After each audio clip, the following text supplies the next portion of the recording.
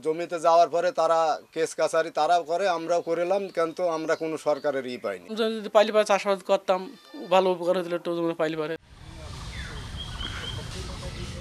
১৯৭১ সালের ১৭ এপ্রিল স্বাধীন বাংলাদেশের প্রথম সরকারের শপথ গ্রহণ অনুষ্ঠানে গার্ড অব অনার প্রদান করা ১২ জন আনসার সদস্যের একজন সিরাজউদ্দিন। মাঝে মাঝে সেই আম্রকাননে আসেন তিনি।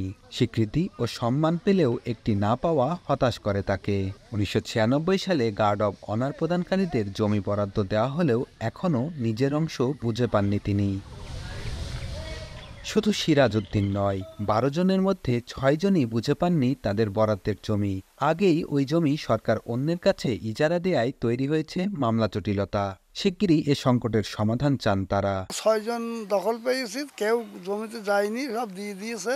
কেউ বিক্রি করেছে, কি করেছে আমি জানিনি। কেউ যদি না পাইতো আমরা তো চাইতে যাই, কিন্তু কেউ পাইল, একই কাজ করি, কেউ পাইল কেউ পাইল না। এইটা আমরা কিছু বুঝে উঠতে পারছি না। ১, ২, ৩ ঢাকায় জমি জিতে নিন ১০০% ক্যাশব্যাক সহ ২০ কোটি টাকার পুরস্কার। এদিকে বারবার আবেদন করেও কোনো সমাধান না পাওয়ায় হতাশ আনসার সদস্যদের পরিবার। জমিতে যাওয়ার পরে তারা কেস কাছারি তারাও করে, আমরাও করিলাম, কিন্তু আমরা কোনো সরকারের পাইনি। সব হয়ে গেছে, দখল দেবেন না। যদি পাইলে পারে চাষাবাদ করতাম, ভালো উপকার হয়েছিল একটু জমি পাইলে পারে। শিগগিরই এ বিষয়ে ব্যবস্থা নেয়ার আশ্বাস স্থানীয় প্রশাসন ও জনপ্রতিনিধির। তাদের পরিবার যদি আবেদন করে থাকে অথবা কোনোভাবে যদি আমাকে জানায়, তাহলে আমি আমার ঊর্ধ্বতন কর্তৃপক্ষের মাধ্যমে কিভাবে তারা জমি বুঝে পায় সেই বিষয়টা আমি পদক্ষেপ গ্রহণ করব।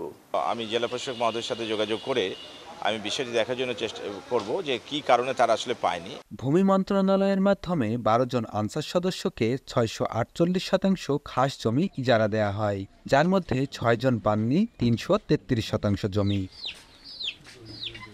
বেনিয়ামিন, সময় সংবাদ, মেহেরপুর।